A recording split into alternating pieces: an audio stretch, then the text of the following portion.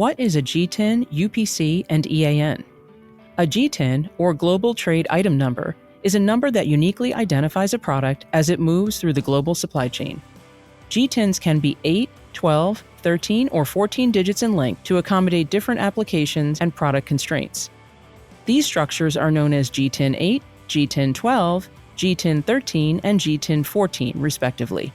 GTINs enable trading partners to manage information efficiently and effectively using a unique global standard for product identification.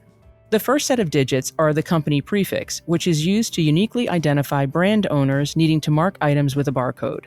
The next set of digits are the item reference, which is assigned by the owner to identify a specific item. The last digit is called a check digit, which is calculated from the preceding digits. For GTIN 14, the first number is an indicator digit to define the packaging hierarchy of a product. A UPC, or Universal Product Code, is a barcode used in the United States and Canada and corresponds to GTIN 12. And EAN, or European Article Number, is a barcode used globally, except for the United States and Canada, and corresponds to GTIN 8 and GTIN 13.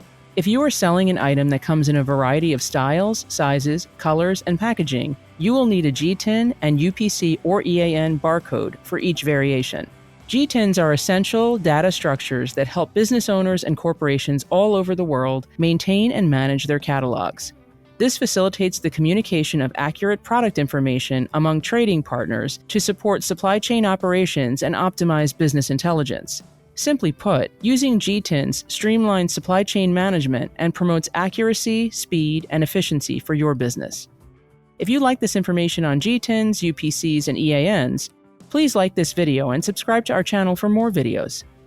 For information about Radwell, visit us on the web at radwell.com or connect with us on social media.